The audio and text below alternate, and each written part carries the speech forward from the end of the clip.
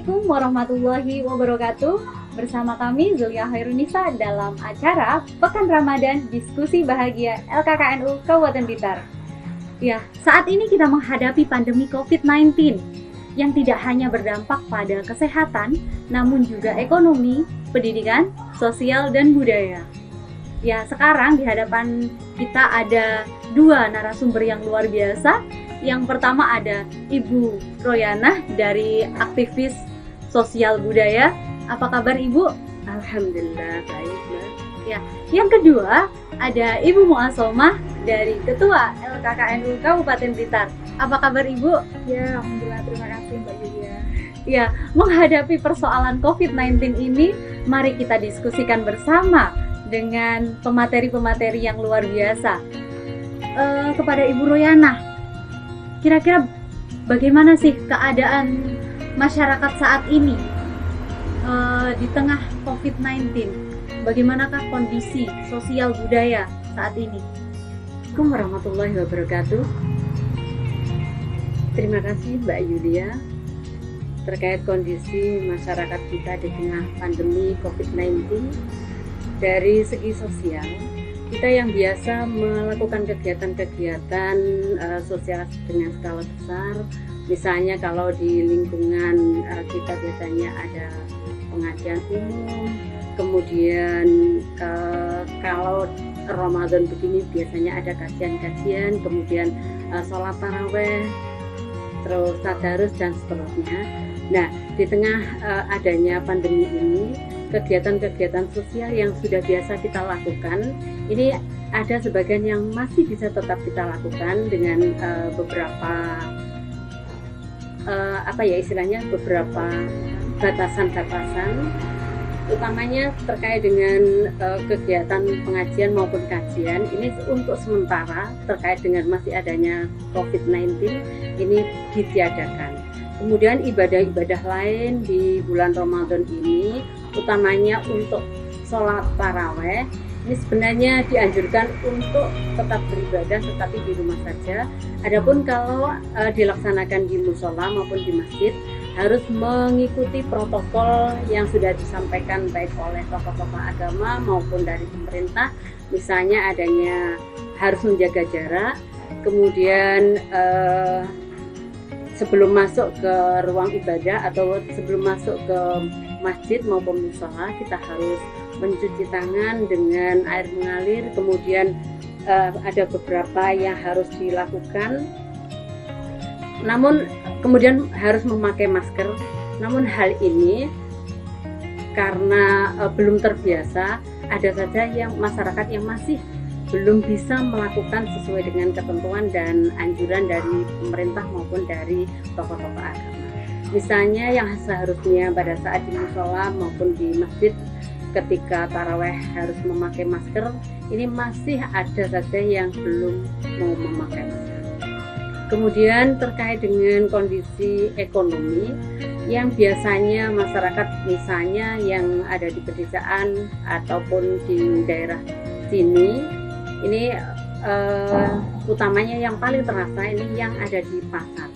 Pasar agak lesu karena para pemasok barang ini juga harus hati-hati, kemudian juga harus mematuhi protokol yang ada, sehingga istilahnya anjuran untuk bekerja dari rumah, untuk belajar dari rumah. Untuk yang warga di pasar atau pedagang di pasar ini agak kesulitan karena kebutuhan sehari-hari untuk menjual hasil panennya ini harus diantarkan ke pasar. Nah, kalau kita harus WFH atau harus bekerja dari rumah, itu tidak memungkinkan. Nah, ini yang perlu solusi dan pendampingan dari para tokoh masyarakat maupun tokoh pemerintah yang ada di masing-masing wilayah. Kemudian terkait dengan masalah kesehatan atau masalah PHBS, dengan adanya pandemi ini alhamdulillah PHBS malah lebih bisa dilaksanakan, karena di setiap rumah maupun di setiap lembaga, di setiap toko ini biasanya harus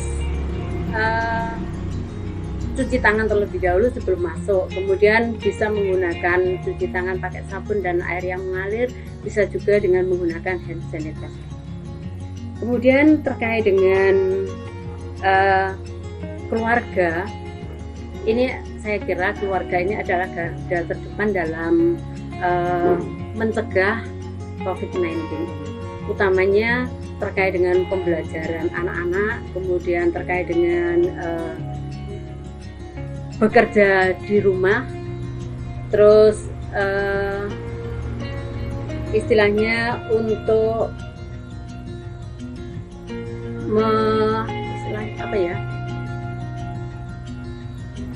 mempertahankan ekonomi keluarga, utamanya untuk kebutuhan pokok. Ini kalau kita di desa, ini bisa kita memberdayakan lingkungan yang ada, karena dengan adanya WFH beberapa di antara keluarga ini bisa memanfaatkan dengan memanfaatkan lahan yang ada untuk menanam, kemudian memanfaatkan lingkungan, meskipun menu sehari-hari juga harus mengikuti lauk daun. Nah, Istilah baru ya. bisa memanfaatkan hal-hal yang ada di lingkungan, meskipun menu kita mungkin hanya berkisar dari 6T: terong, tewel, tahu, tempe, telur, dan tongkol misalnya. Itu sementara yang bisa saya sampaikan. Nah, terutama terkait dengan pendidikan anak, ini nanti juga keluarga juga harus betul-betul bisa mendampingi anak, karena anak harus belajar di rumah. Terima kasih. Iya, terima kasih banyak Bu Royana. Penyampaiannya sangat gamblang sekali. Ada beberapa hal yang saya ambil tadi. Jadi yang pertama, tidak semua bidang pekerjaan bisa dilakukan di rumah saja, dan itu harus ada pendampingan. Dan yang kedua adalah persoalan pendidikan. Nah, ada pakar pendidikan di sini dari Ketua LKKNU Kabupaten Blitar, yaitu Ibu Mu'asomah. Kira-kira bagaimana kondisi pendidikan saat ini? Kita sudah melaksanakan pendidikan di rumah, daring. Ya, kira-kira bagaimana Ibu? Oke. Terima kasih Mbak Yulia. Ya, berbicara tentang pendidikan di masa pandemi seperti ini memang sangat menarik, karena ini hal yang cukup mengejutkan ya. Cukup mengejutkan. Kenapa? Karena di sisi lain masyarakat kita belum siap dengan model pembelajaran jarak jauh, atau istilahnya kita mengenal PJJ begitu ya. Karena biasanya orang tua itu kalau sudah kesehariannya misalkan menitipkan putra-putrinya ke lembaga formal, itu kan paling tidak 8-10 jam sudah ada di sekolah, dan itu mereka merasa cukup aman.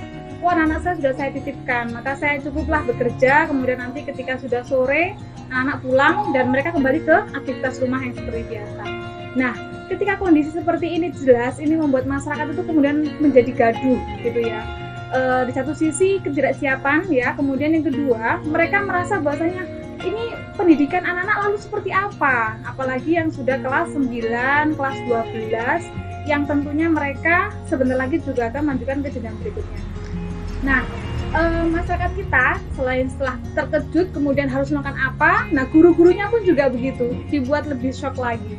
Karena apa? Tidak semua anak-anak kita memiliki fasilitas yang mungkin dibutuhkan ketika proses pembelajaran jarak jauh. Jadi membutuhkan Android yang hari ini sangat dibutuhkan itu. Belum lagi kalau punya HP tapi nggak punya paketan ya, itu juga masalah juga. Nah, maka guru pun juga dituntut bagaimana agar pembelajaran yang mulanya dilakukan di sekolah formal itu bisa tuntas. Nah, akhirnya dibuatlah model-model seperti yang sudah diarahkan oleh Pak Menteri kita. Jadi mulai bagaimana memberikan pembelajaran dengan model daring. Jadi anak-anak diberikan tugas ketika setiap hari pembelajaran dimulai dari ada 2 atau 3 mata pelajaran begitu, kemudian mereka diberikan tugas-tugas, mereka disuruh mengerjakan, kemudian melaporkan kepada Bapak Ibu gurunya. Ini cukup merepotkan, padahal orang tua itu kan juga butuh bekerja. Oke, kalau yang masih punya pekerjaan, saya pikir masih bisa lah itu diatur. Tetapi ketika itu muncul masalah baru, orang tua yang kehilangan pekerjaan itu juga menjadi masalah yang berat lagi. Nah, ini artinya apa? Di dalam kehidupan kita ini selama ini belum menyentuh pada persoalan mitigasi bencana dalam keluarga. Nah, mengapa kok ini saya sampaikan perlunya mitigasi bencana dalam keluarga? Karena kita tidak mungkin bisa tahu bencana itu bisa datang sewaktu-waktu ya, terutama hal yang seperti ini. Nah, meskipun corona ini atau COVID-19 ini sudah berjalan di Cina, sudah ada di Cina itu sekitar 3-4 bulan yang lalu, tetapi Indonesia ternyata belum cukup tanggap untuk bisa mengatakan bahwasanya oh ini akan sangat mungkin akan datang ke Indonesia wabah virus ini. Nah, inilah bentuk mitigasi yang harus dilakukan oleh keluarga-keluarga di Indonesia. Nah, mitigasi ini seperti apa? Nah, contoh kecil ini mungkin ada penerapan PHBS. Nah, itu bentuk mitigasi juga. Jadi orang tua di rumah sekarang mulai tersadar, oh bahwasanya memberikan penerapan pola hidup sehat itu hal yang sangat wajib. Nah, ketika ada kondisi seperti ini, maka sudah cukup biasa. Oh, kita masuk rumah, cuci tangan dulu, cuci kaki dulu. Bahkan orang-orang Jawa dulu ketika misalkan keluar rumah pun ya, kemudian kembali ke rumah, ayo cuci tangan dulu, cuci kaki dulu. Kita dulu mungkin mengukurnya dengan logika ya Bu Royana ya. Kenapa sih harus cuci tangan, cuci kaki, wong kita nggak ngapa-ngapain. Tapi kenyataan apa? Orang-orang kita itu memiliki pengamatan yang cukup jeli ya. Jadi di luar itu ada banyak wabah, ada banyak hal-hal yang tidak sehat, sehingga kita menyebutnya kadang istilah sawanen. Nah, itu kan juga yang kadang kita menganggap itu dulu kalau dilogikakan nggak masuk akal, tapi hari ini oh ternyata bisa dilogikakan. Nah, itu contoh. Jadi penting sekali kita memahamkan kepada masyarakat bahwa ketika kondisi seperti ini maka tidak ada yang terlambat. Maka perlulah dalam pendidikan kita itu juga memasukkan edukasi berkaitan tentang mitigasi kebencanaan, terutama bencana seperti wabah penyakit. Kalau bencana berkaitan gunung meletus, tentang longsor, gempa bumi, itu mungkin kerusakannya itu di sektor ekonomi dan infrastruktur. Tetapi kalau sudah wabah penyakit itu sudah merambah ke seluruh sektor ekonomi, pendidikan, sosial, budaya, semuanya mesti berdampak. Seperti itu Mbak Yulia. Ya, terima kasih Bu. Jadi ada yang saya garis bawahi, karena keluarga adalah garda terdepan dalam penanganan COVID-19 ini. Sebenarnya apa sih yang harus dilakukan orang tua dalam penanganan COVID ini? Edukasi apa untuk keluarganya sendiri? Apa yang harus dilakukan? Terima kasih Mbak Yulia terkait dengan fungsi keluarga. Ini utamanya orang tua harus memberikan contoh dulu kepada anak sebelum kita memberikan edukasi, sehingga apa yang kita sampaikan kepada anak ini nanti anak bisa melaksanakan dengan baik karena sudah ada contoh nyata dari orang tua. Nah, terkait dengan merebaknya wabah ini, edukasi yang diberikan oleh orang tua utamanya untuk melaksanakan PHBS, cuci tangan sesering mungkin dengan sabun di air yang mengalir, kemudian makan makanan yang bergizi, yang banyak sayur, yang kalau di desa ya seadanya lah. Yang penting sudah memenuhi kriteria memperbanyak sayur, kemudian buah ya diusahakan yang tidak usah beli, yang ada di sekitar kita. Kemudian menggunakan masker bila batuk atau pilek. Terus kalaupun keluar rumah, ini juga kita harus memberikan contoh untuk menggunakan masker, melakukan olahraga secara seimbang, kalau bisa untuk berjemur. Kemudian kalaupun tidak ada air yang mengalir, kita bisa untuk kemana-mana membawa hand sanitizer untuk mencegah hal-hal yang tidak kita inginkan. Nah, kemudian jaga jarak juga penting, karena terbiasa anak-anak suka kumpul-kumpul, dolanan begitu. Biasanya kan sepak bola, kemudian kegiatan-kegiatan yang lain yang biasanya kalau pagi karena harus belajar di rumah, ini biasanya anak-anak maunya jalan-jalan dengan teman-temannya dan tidak menjaga jarak. Nah, itu yang perlu ditelateni untuk disampaikan kepada anak-anak. Nah, kemudian juga kalau keluar dengan teman-temannya, ini sementara waktu sampai dengan COVID-19 ini sudah hilang dari peredaran, kita jaga anak-anak jangan sampai keluar rumah. Istilahnya tetap untuk belajar di rumah, melakukan kegiatan di rumah, Begitu juga untuk ngaji pun, ngaji di rumah, tarawih diusahakan untuk di rumah. Kalaupun kita misalnya pengen ngaji bareng, ya istilahnya kita juga bisa ngaji secara online, menggunakan HP kita, menggunakan Zoom misalnya. Ini juga bisa dimanfaatkan utamanya untuk organisasi-organisasi kemasyarakatan yang sudah terbiasa mengadakan kegiatan. Ini diusahakan untuk tetap di rumah, ngaji di rumah, kegiatan sosial pun bisa dilaksanakan di rumah. Ya, banyak sekali memang edukasi-edukasi yang harus dilakukan keluarga ya Ibu. Saya mau bertanya lagi Bu. Jadi ini sejauh pengamatan dari Bu Royana di Blitar sendiri, seberapa besar sih kesadaran masyarakat dalam melakukan perilaku hidup sehat atau menerapkan hal-hal yang sudah diinstruksikan oleh pemerintah sendiri? Terima kasih Mbak. Melalui pengamatan saya, kalau untuk perilaku hidup sehat ini dengan adanya COVID-19 ini pelaksanaannya sudah semakin baik dibandingkan sebelum adanya COVID-19. Kalau dulu kita beramai-ramai untuk mensosialisasikan PHBS di masing-masing desa, kemudian di sekolah-sekolah, tapi pelaksanaannya masih belum seberapa dan belum terlaksana dengan maksimal. Nah, alhamdulillah di balik adanya COVID-19 ini, perilaku hidup sehat betul-betul bisa dilaksanakan, utamanya kalau untuk cuci tangan menggunakan sabun dan di air yang mengalir. Ini mulai dari anak-anak sampai dengan orang dewasa ini sudah mulai tertanam dan dilaksanakan. Begitu juga untuk penggunaan masker, ini sudah mulai sadar. Kalau di luar rumah ini semuanya perkiraan utamanya kalau di lingkungan saya untuk yang sholat tarawih itu sudah lebih dari 80% memakai masker. Untuk jaga jarak, alhamdulillah juga untuk sholat tarawih ini juga dilaksanakan, dan kebiasaan kita kalau setelah selesai acara salaman ini alhamdulillah sudah tidak dilaksanakan. Tapi kadang-kadang karena sudah kebiasaan dan tidak sadar kita tetap mengajak teman kita untuk bersalaman. Nah, ini yang perlu lebih diperhatikan dan diulang-ulang untuk penyampaian.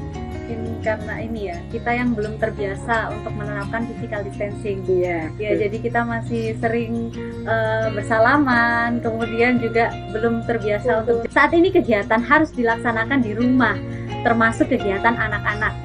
Dan anak-anak belajar dari rumah melalui pemantauan dari orang tua. Kira-kira apa yang bisa dilakukan orang tua dalam memantau anak atau mendampingi putra-putrinya selama 24 jam? Ya Mbak Julia, mungkin waktu di awal-awal masih dipantau secara detail oleh Bapak Ibu gurunya ya, karena tugas-tugasnya itu sudah disiapkan oleh Bapak Ibu guru. Tapi berjalannya waktu, anak-anak mulai mengalami rasa bosan, ya kan? Apalagi misalkan di rumah itu tidak didukung dengan lingkungan yang misalkan benar-benar memotivasi anak, menyadarkan bahwasanya kamu tuh harus tinggal di rumah, tidak boleh melakukan aktivitas di luar. Nah, anak-anak mesti akan dengan daya kritisnya akan muncul itu perlahan, dan itu akan menjadi bom waktu kalau tidak dilakukan hal-hal yang antisipatif. Nah, oleh karena itu penting kayaknya orang tua hari ini tuh benar-benar meyakini bahwasanya ini adalah kembali kepada kodrat kita sebagai orang tua yang merupakan istilahnya sekolah pertama ya, pendidikan pertama dari anak itu adalah keluarga. Nah, maka perlu disiapkan apa saja. Nah, misalkan untuk anak-anak PAUD atau usia TK, mereka perlu diajak untuk dilibatkan di kegiatan-kegiatan harian.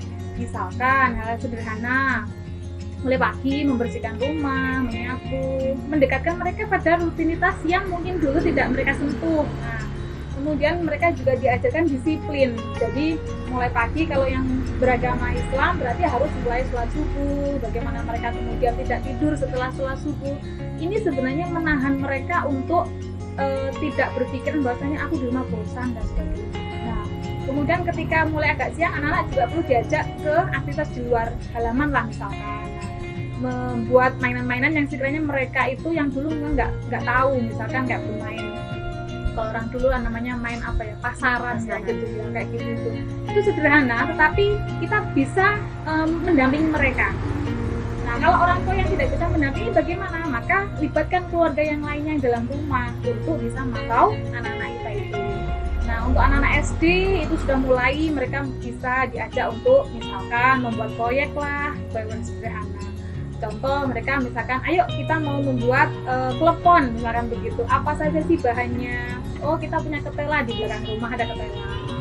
Ada kelapa, ya kelapa di belakang rumah juga ada kelapa. Nah, artinya sebenarnya tidak butuh biaya besar untuk melibatkan mereka pada rutinitas yang ada di rumah. Selain mendorong mereka untuk bisa menyelesaikan tugas-tugas yang diberikan oleh Bapak Ibu guru yang ada di sekolah. Nah, itu juga ini perlu diseimbangkan juga. Tapi saya yakin anak-anak itu mesti di akhir-akhir ini, saya juga punya anak ya, anak yang masih usia SD atau yang itu, mereka juga merasa bosan ketika pagi hari sudah di WA sama Bapak Ibu gurunya, ini tugasnya ini kan sudah bosan. Jadi terus saya harus bagaimana ini? Akhirnya saya alihkan dulu untuk, ayo kita nyuci baju dulu. Setelah itu saya ajak, ayo kita nyapu dulu. Nanti sore kita masak apa ya? Kemudian setelah santai, baru kemudian, bukunya belum dibuka. Nah, kita buka dulu bukunya. Jadi seperti itu. Anak SMP mungkin lebih fatal lagi kalau nggak sampai didampingi ya Bu. Mereka sudah merasa, aduh ini main gadget ini ngapain juga mengerjakan tugas, main HP aja, kita WhatsAppan dan sebagainya. Nah, ini perlu diatur, mereka itu dipahamkan bahwasanya di rumah itu bukan hanya untuk misalkan main HP saja, bukan hanya untuk main game saja, tapi ada tugas lain yang ini harus sama selesaikan. Karena apa? Pendidikan kalian itu di sekolah, di formal ini digantikan sementara di rumah, dan oleh karena itu ini sama-sama bertanggung jawab. Itu harus dipahamkan seperti itu Pak Yulia. Ya, terima kasih Bu Asomah. Jadi untuk orang tua yang ada di rumah, memang pendampingan orang tua ini sangatlah penting, apalagi mulai anak usia dini, sekolah SD, yang masih sekolah SD, kemudian SMP yang sudah mulai mengenal gadget dan sudah terbiasa dengan main gadget, entah main game atau nonton YouTube. Nah, harus ada pendampingan dari kedua orang tua atau mungkin keluarga yang lainnya, yaitu diikutkan dengan aktivitas-aktivitas rumah seperti bersih-bersih rumah dan lain sebagainya. Bisa juga kegiatan-kegiatan kecil kayak memasak, kemudian diikutkan kegiatan-kegiatan orang tua, mungkin menanam dan lain sebagainya. Itu untuk pengalihan agar mereka tidak bosan. Iya, lalu terkait pendidikan lagi ya Bu Asomah. Ini mungkin kiat-kiat apa sih dari Bapak Ibu guru yang sudah ini diterapkan atau mungkin untuk menghadapi COVID ini? Karena pendidikan daring tentu nggak semua Bapak Ibu guru terbiasa dengan hal tersebut juga ya. Iya, mungkin apa saja sih yang udah ini dilakukan Bapak Ibu guru untuk memaksimalkan pendidikan anak-anak yang ada di rumah?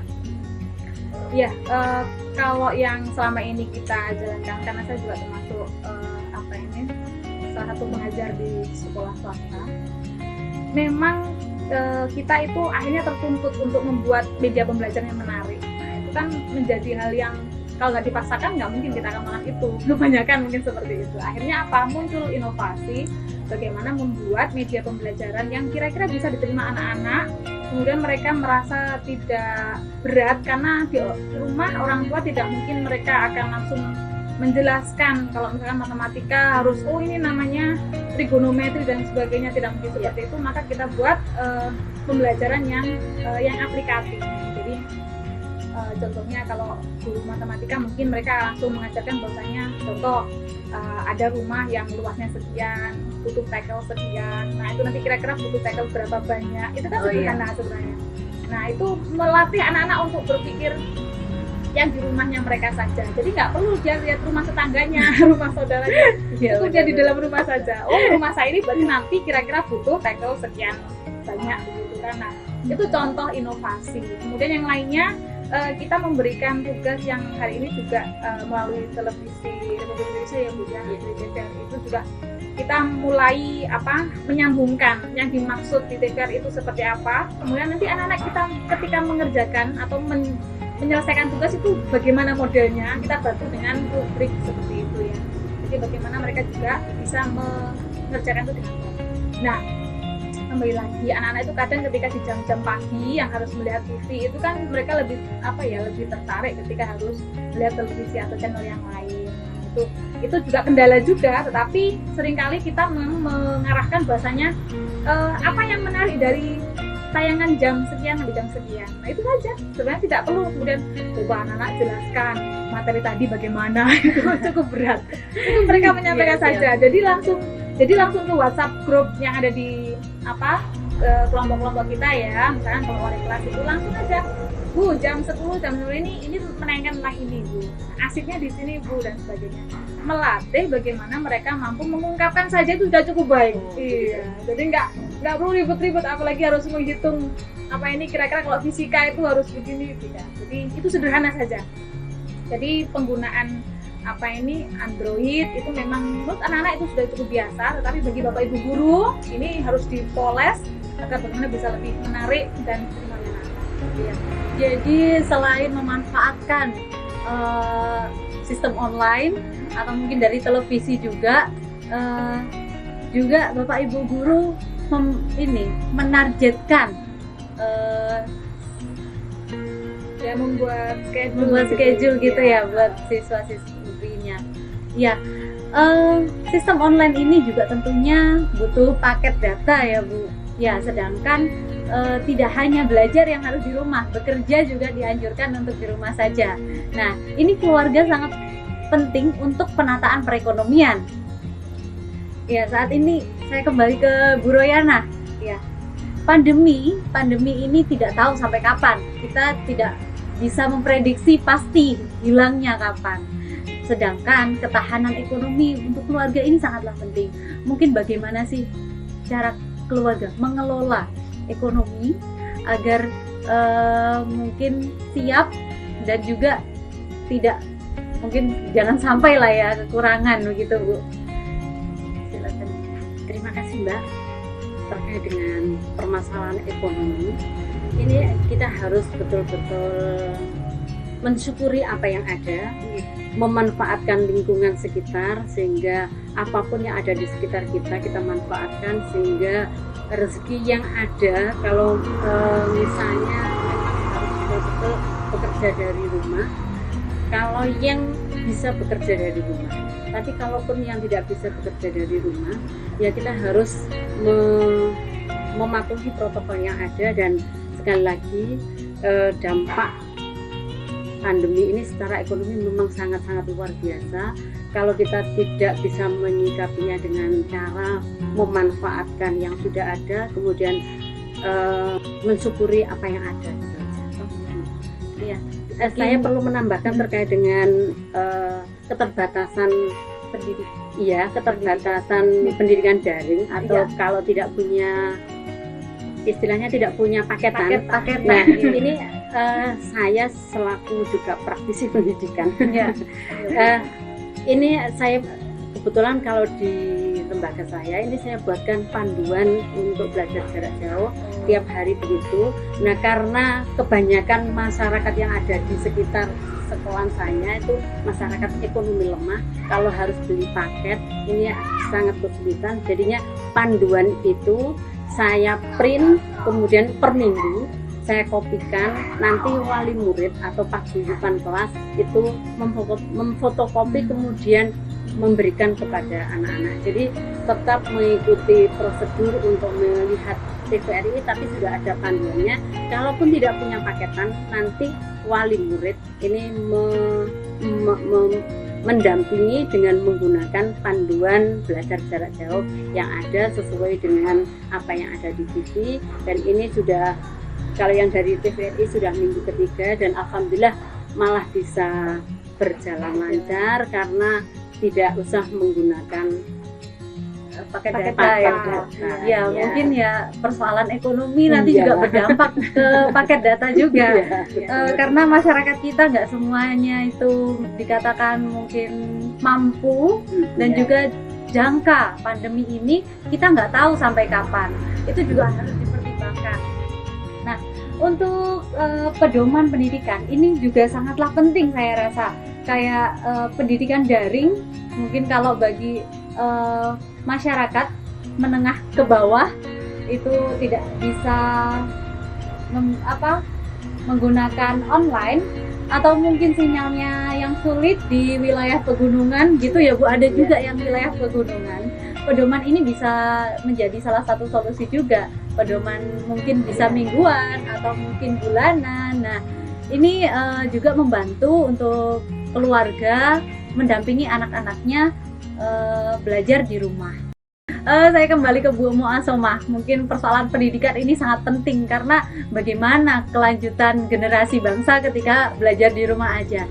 Outputnya dari siswa-siswi, apakah sudah memenuhi target atau mungkin masih ada evaluasi dari Bapak Ibu guru? Iya. Kalau pembelajarannya harusnya dilakukan di sekolah dengan segala fasilitasnya ya, jadi ada internet, ada komputer, ada meja pembelajaran dan sebagainya, maka ini jelas akan sangat berbeda outputnya Mbak Yulia. Jadi saya yakin anak-anak yang mungkin lulus tahun ini dengan anak-anak yang lulus tahun sebelumnya mesti memiliki standar kelulusan yang berbeda, dan itu tentu akan dibuat seperti itu. Nah, anak-anak SMK terutama ya, SMK yang harusnya dia yang kelas 11 dia melakukan praktek kerja ya, mereka tidak bisa melakukan itu. Sedangkan tahun berikutnya mereka sudah naik ke kelas 12. Itu juga akan berdampak juga terhadap output anak-anak kita. Nah, ini PR kita semuanya, PR Pak Menteri juga, PR kita sebagai pelaku di dunia pendidikan. Jadi bagaimana agar ketimpangan ini atau kesenjangan ini nggak terlalu jauh, minimal seperti itu Pak. Jadi jangan sampai anak-anak yang mungkin hari ini lulus itu kemudian grade-nya sangat jauh dengan anak-anak yang mungkin di tahun-tahun sebelumnya. Kebijakan ujian nasional yang dihapus oleh Pak Menteri ini sebenarnya mungkin sudah cukup beralasan bagi beliau.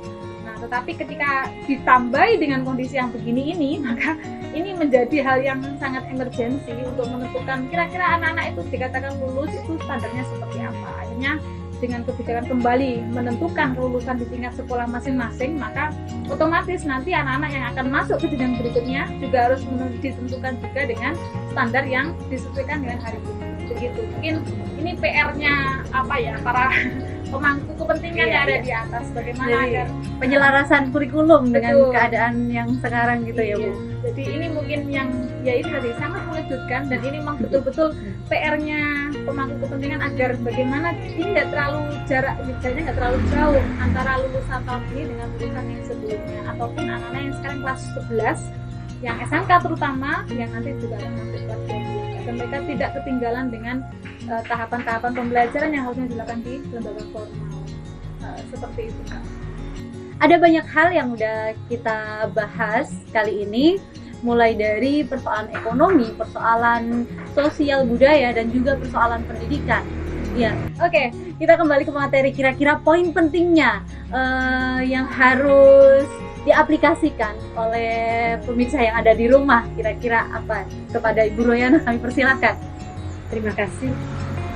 Intinya itu nanti keluarga ini sebagai garda terdepan dalam penanganan pandemi COVID-19, utamanya terkait dengan PHBS, kemudian permasalahan ekonomi, juga permasalahan sosial. Sekali lagi keluarga ini betul-betul menjadi garda terdepan dalam penanganan COVID ini, karena kalau dari keluarga ini sudah bisa mencegah adanya COVID, otomatis seluruh keluarga akan sehat, kemudian masyarakat sehat, tidak ada yang positif terkena COVID, dan tidak ada masyarakat atau dari keluarga itu yang berobat ke rumah sakit, karena garda terdepan dari permasalahan ini sebenarnya adalah keluarga. Ya, jadi garda terdepan dalam penanganan COVID-19 ini adalah dari keluarga, unit terkecil, bukan dari tim medis atau tim kesehatan ya, karena tim medis adalah garda terakhir sebenarnya. Jadi kita peduli dari unit terkecil, yaitu dari keluarga. Yang selanjutnya yaitu kira-kira poin apa yang bisa kita ambil kepada Bu Muasamah, silakan. Ya, poin penting yang harus menjadi pedoman bagi kita semuanya selain keluarga adalah yang menjadi garda terdepan. Karena ketika tuntas di keluarga maka akan tidak sampai ke ranah medis seperti itu. Nah, membangun kepedulian itu juga jadi hal yang sangat penting lagi. Jadi ketika kondisi seperti ini, harapan kita orang tua lebih peduli kepada anak-anaknya, kemudian anggota keluarga juga lebih care terhadap anggota keluarga yang lain, lebih peduli kepada tetangganya juga, sehingga ini tidak menjadi hal yang menakutkan saja tapi tidak melakukan apa-apa, tapi justru ini menjadi penting bagi kita semuanya. Ketika keluarga selesai, tetangga juga kita care, maka lingkungan sekitar pun juga saya pikir akan aman, dan kita bisa mengurangi penyebaran corona atau virus ini, sehingga tidak lagi menambah daftar panjang dari kasus-kasus COVID-19 seperti itu. Oke. Jadi benang merahnya adalah menjaga keluarga adalah wujud peduli terhadap sesama, begitu ya Ibu. Baiklah, sudah kita ambil poin penting dari diskusi kali ini. COVID-19 menjadi persoalan dalam berbagai bidang. Keluarga adalah unit terpenting yang harus survive dalam berbagai keadaan. Keluarga merupakan garda terdepan dalam pencegahan. Keluarga juga menjadi unit terpenting yang harus dikuatkan. Bukan hanya persoalan perekonomian, namun pendidikan anak juga harus dipedulikan. Bagaimana keberlangsungan generasi bangsa yang saat ini dalam pantauan orang tua? Bukan persoalan yang mudah membentengi keluarga agar tidak terpapar. Nyatanya juga butuh ketegasan dan juga kedisiplinan. Pandemi ini butuh kesadaran bersama. Orang tua dan kita semua ikut berperan dalam rangka pencegahan. Sikap optimis harus ditumbuhkan, modal sosial yang diutamakan. Kita bisa menghadapi bersama dengan menjaga diri menjadi salah satu wujud peduli. Mari kita jaga kesehatan, jaga kebersihan, mulai dari unit terkecil yaitu keluarga. Bersama kita bisa mencegah COVID-19. Demikian dari kami. Akhir kata, wallahul muwaffiq ila aqwamit thoriq. Wassalamualaikum warahmatullahi wabarakatuh. Waalaikumsalam warahmatullahi wabarakatuh.